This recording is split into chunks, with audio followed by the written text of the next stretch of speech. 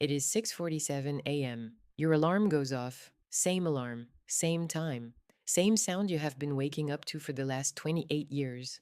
And you lie there for a second, staring at the ceiling, and a thought floats through your mind.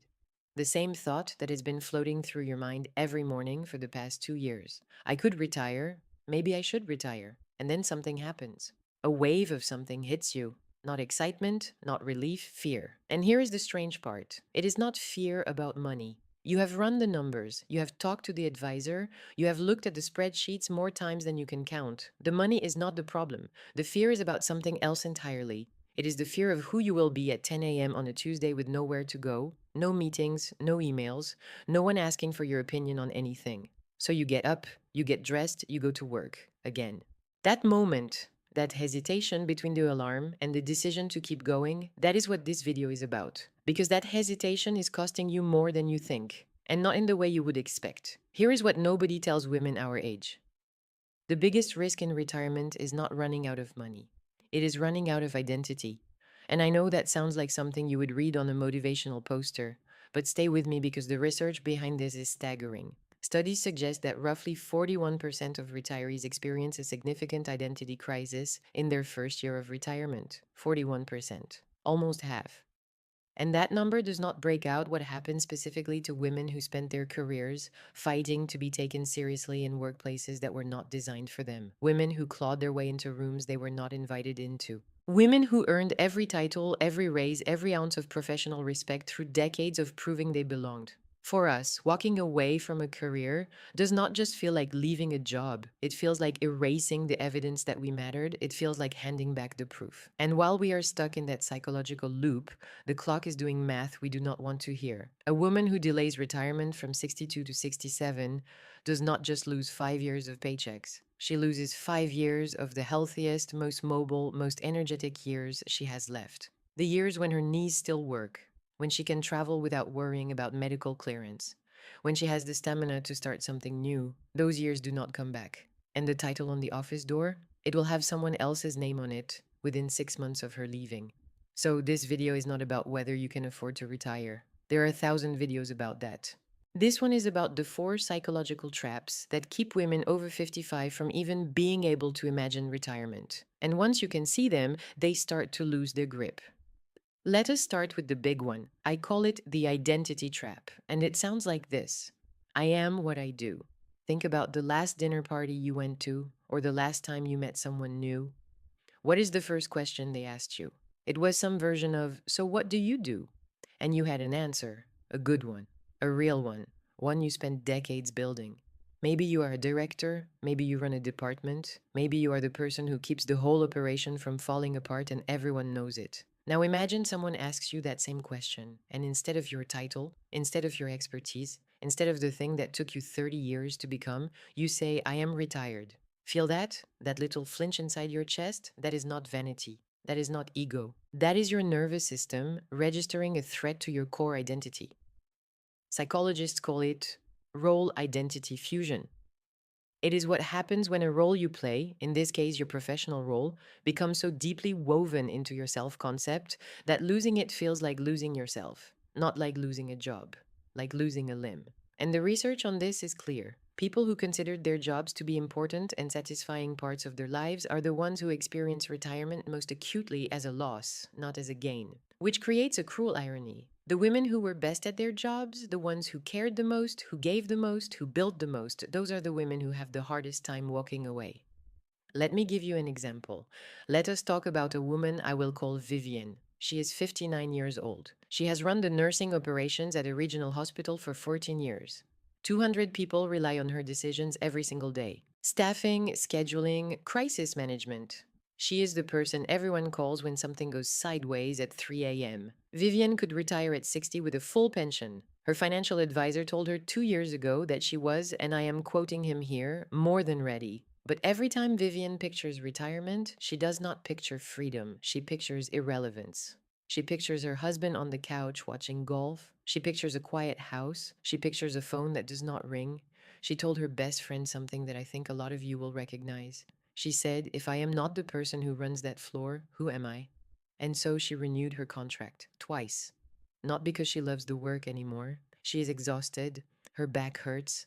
She snaps at her husband more than she used to. She has not read a book for pleasure in 3 years. She stays not because the job fulfills her, but because it gives her something to say when someone asks what she does. The job is not giving her purpose anymore. It is giving her avoidance.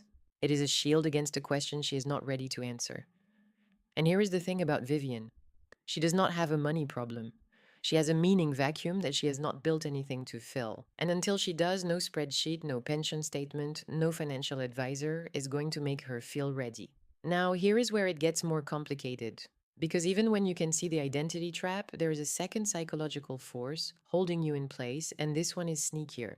Behavioral economists call it the sunk cost fallacy. And in careers, it sounds like this: I have come too far to stop now. The sunk cost fallacy is one of the most powerful cognitive traps human beings fall into. It works like this: we continue investing in something, not because it is still rewarding, not because it is still the right decision, but because of how much we have already invested. We stay in the bad movie because we already paid for the ticket. We finish the terrible book because we are already halfway through.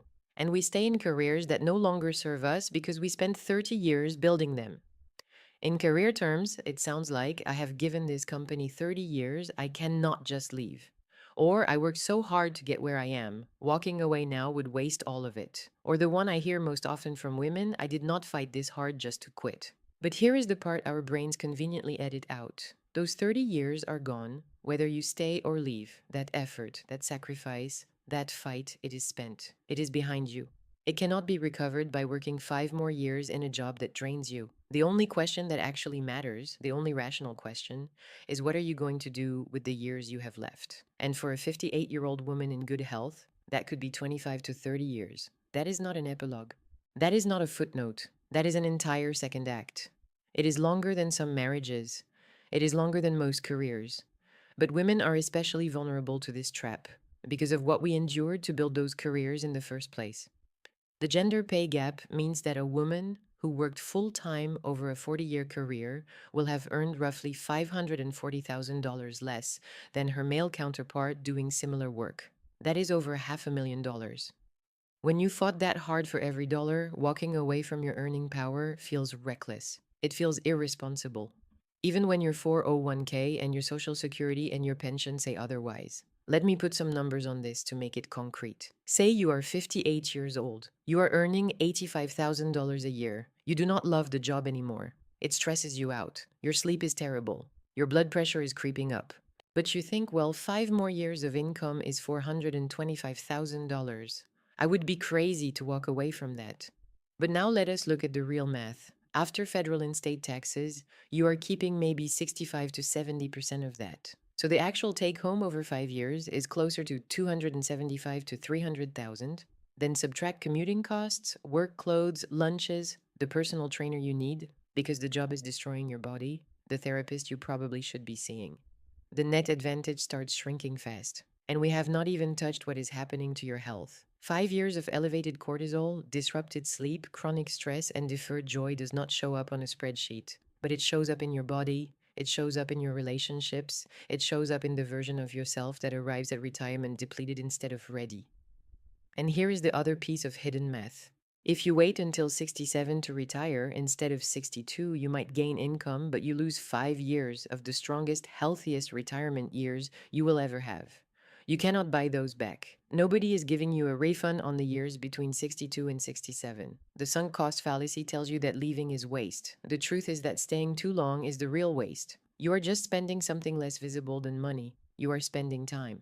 Now let me address the third trap, because this one is uniquely ours. It belongs to women in a way that men rarely experience, and it hides behind what looks like a virtue. I call it the caregiving mask, and it sounds like this: they still need me. Here is the pattern. In your 30s and 40s, the kids needed you.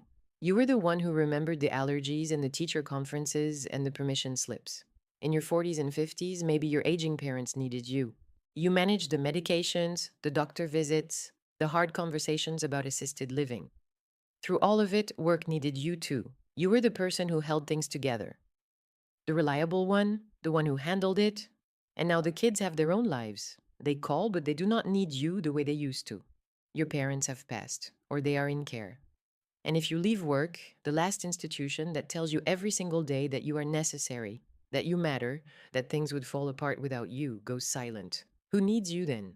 That question sounds dramatic when I say it out loud, but it sits in the chest of millions of women, and it never gets spoken. It just keeps them showing up to jobs they stopped loving years ago. And the research backs this up in a fascinating way. A study on psychological well being in retirement found that pre retirement social contacts were more strongly related to women's well being after retirement than they were for men. In other words, the quality of your relationships outside of work before you retire is one of the strongest predictors of how well you will do after you retire. Women who had rich friendships, community ties, and social connections independent of the office adjusted beautifully. Women whose entire social world revolved around work struggled. Because when the job ended, the relationships ended too. Not out of cruelty, just out of proximity. Your work friends had deadlines and meetings and office drama. You had a quiet house. Let me tell you about a woman I will call Ruth Ann. She is 63. She is the finance director for a school district. She has been the responsible one her entire life. She managed her mother's end of life care while working full time. She raised two daughters alone after her divorce at 42. She did all of this without complaint because that is what Ruth Ann does. She handles things. Her savings are modest, about 190,000 in retirement accounts and a paid-off house. But the financial planner sat down with her and showed her that if she budgeted carefully and waited until 67 to claim Social Security, she could retire at 65. The math works. She saw the numbers herself. But Ruth Ann keeps saying the same thing. She says, I will retire when the new software system is fully implemented. They need me to see it through. She said that 3 years ago. The software system has been live for 18 months. And there is always a new reason, always another project, always someone who needs her to stay just a little longer. What Ruth Ann will not say out loud, what she might not even fully recognize, is this. She does not know who she is when she is not solving someone else's problem. The job is not a career to her anymore. It is a coping mechanism. It is how she has managed a lifetime of defining her worth exclusively through usefulness. If she is not needed, she does not know how to feel valuable. And retirement threatens to take away the last place where that need gets reliably met. Here is the reframe. Needing to be needed is not the same thing as having purpose. One is a dependency, the other is a direction. And they feel similar on the surface, which is exactly why this trap is so hard to see. Now, the fourth trap is the one that might be the most painful to look at, because it is not about identity or cognitive bias or caregiving patterns. It is about permission. It sounds like this: I have not earned it yet. Men, broadly speaking, approach retirement as a reward. They say things like, I put in my time, I earned this. They plan fishing trips and golf, and they talk about it with pride. Women are more likely to approach retirement as a question, not I earned this, but have I done enough? Have I saved enough? Have I suffered enough? Am I allowed? This is not an accident. It is the residue of a lifetime of messaging. You are not working hard enough. You are behind. You are not saving enough. You are doing it wrong. And the data reflects this conditioning. Only 16% of women workers say they are very confident they can retire comfortably. 16%. Two-thirds of women between 50 and 64 are unsure whether their savings will last. And more than 40% say they could not cover a $400 emergency without borrowing. Those numbers are real, and they matter. But here is the psychological wrinkle. Even women who are financially secure feel this way. I have met women with $800,000 in retirement savings who still say they are not sure if it is enough. The doubt is not always about the math. It is about something deeper. It is a belief that rest is selfish, that slowing down is giving up, that you have not suffered quite enough to deserve a life that is actually yours. And here is where the research delivers a plot twist that I think a lot of you need to hear. A rigorous study published in Psychological Science, using data from over 8,000 Americans, found something that contradicts nearly everything the anxiety industry tells us about retirement. When researchers use sophisticated methods to isolate the actual causal impact of retirement on people's sense of purpose in life, purpose did not decline, it increased. Retirement made people feel more purposeful, not less, and the effect was strongest for people who had been unhappy in their jobs and for those with lower socioeconomic status. Let that land. Retirement did not take the purpose away. It gave them room to find a real one. The thing so many of us fear, that we will lose meaning, is the opposite of what the evidence shows. For many people, especially people who have been grinding through work they no longer love, retirement is not where purpose goes to die. It is where purpose finally gets space to breathe. So now the question becomes, if these are the traps, how do you get out of them? And the answer is not to just power through with positive thinking. The answer is to build a bridge before you burn the office. The women who transition best into retirement do not leap. They do not hand in their notice on a Friday and wake up Monday with a blank calendar and a panic attack. They start building a life outside of work while they are still working. They prototype their next chapter before the current one ends. Let me show you what that looks like for our two women. Vivienne, the hospital administrator, finally does something she has been putting off for years. She talks to a therapist. Not a financial advisor, a therapist, someone who can help her look at why she is so terrified of a life she has financially earned. And the therapist asked her a question that changes everything. The therapist says, "What did you love doing before the hospital gave you a title?" And Vivian has to sit with that for a long time. But eventually she remembers something. In her early 30s, before the promotions and the 60-hour weeks and the administrative burden, she used to teach CPR classes at the community center on Saturday mornings. She loved it. She loved the direct connection with real people. She loved seeing someone's face light up when they realized they could actually save a life. She loved leaving on Saturday afternoon, feeling like she had given someone something real. So Vivienne signs up to volunteer one Saturday a month at a community health literacy program. It is small, it is not impressive. Nobody reports to her, but something shifts. After 6 months, she notices that she thinks about Saturdays the way she used to think about Mondays at the hospital, with anticipation, not with dread, not with obligation, but with genuine looking forward to it. She gives her notice at 61. She is not leaping into a void. She is stepping onto ground she has already tested. She knows what is waiting for her because she has already started building it. Ruth Ann's path looks different. Ruth Ann picks up a book at the library about the psychology of life transitions, and she encounters a concept that stops her cold: the difference between being needed and having purpose. She reads it twice. She puts the book down and stares at the wall for a while. She starts small. She joins a women's hiking group, not for the exercise, although that is fine. She joins because she wants to be around people who do not know her as the finance director, people who have no idea what she does for a living. And something unexpected happens. She discovers she is funny. She tells stories on the trail that make people laugh until they have to stop walking. She has not made people laugh in years. At work, she is serious, competent, dependable. On the trail, she is sharp and hilarious, and people want to walk next to her. Ruth Ann sets a retirement date. Her 65th birthday. She tells her supervisor. She tells her daughters. She writes it on her bathroom mirror in dry erase marker. The date is non negotiable. Not because the money is perfect, it is not perfect, but because she has finally given herself permission. And that is something no spreadsheet was ever going to give her. Here is the research that backs up what both of these women experienced. Swiss researchers studied 792 people between the ages of 58 and 70 and found something remarkable. Retired individuals rated more domains of self description as important than people who were still working. Not fewer, more. Their identity did not narrow after retirement, it expanded. They described themselves in richer, more varied terms. But this only happened for people who actively explored new roles. The ones who sat back and waited for purpose to find them stayed stuck. The ones who went looking, even in small ways, found more of themselves than they had before. So let me talk directly to wherever you are right now.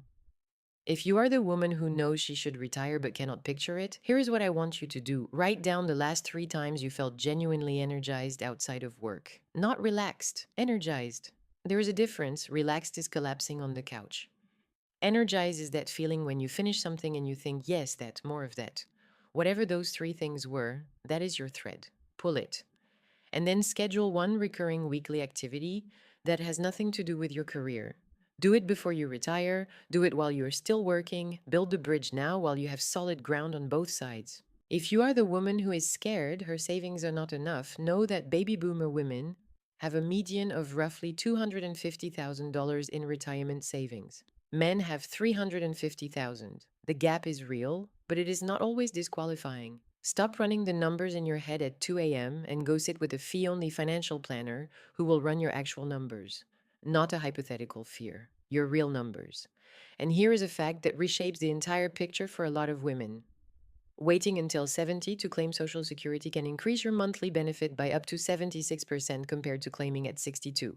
That is not a small adjustment. That is a transformation. That single decision, when to claim, can be the difference between scraping by and living comfortably. Get advice on that specific question. If you are the woman who feels guilty even thinking about retirement, I want you to recognize that guilt for what it is. It is the sunk cost fallacy wearing an emotional costume. It is not wisdom, it is not prudence. It is a cognitive trap dressed up as responsibility. The question is not, have I earned this? The question is, what will I lose if I keep waiting?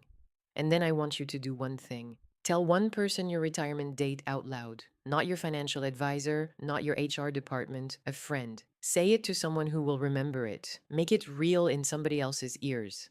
That is how it stops being a fantasy and starts becoming a plan. And if you are the woman who tried retirement and came back, you did not fail at retirement. I want to be very clear about that. You retired without building an identity to retire into. That is not a character flaw, that is a design problem. You jumped without a bridge, so try again, differently. Consider a graduated transition. Drop to 3 days a week. Shift to consulting or mentoring. Use the open days not to rest, although rest is fine, but to prototype. Try things. Fail at some of them. Find the ones that make you feel like yourself or like a version of yourself you actually want to spend time with. Now I want to take you back to where we started. Remember that alarm at 6:47 a.m.? Picture it going off again. Same bed, same ceiling, same sound. But this time, picture this. You reach over and you turn it off, and you do not feel guilty, you do not feel lost, you do not lie there wondering who you are without a meeting to get to.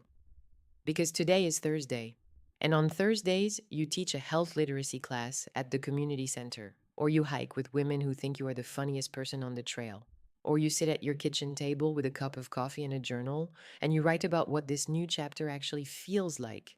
Not performing competence for people who will forget your name 6 months after you leave.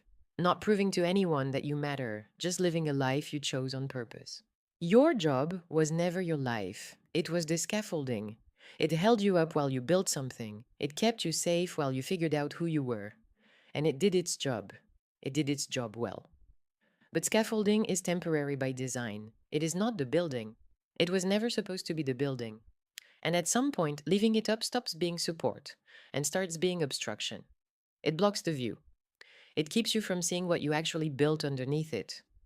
The scaffolding did its job. You can take it down now.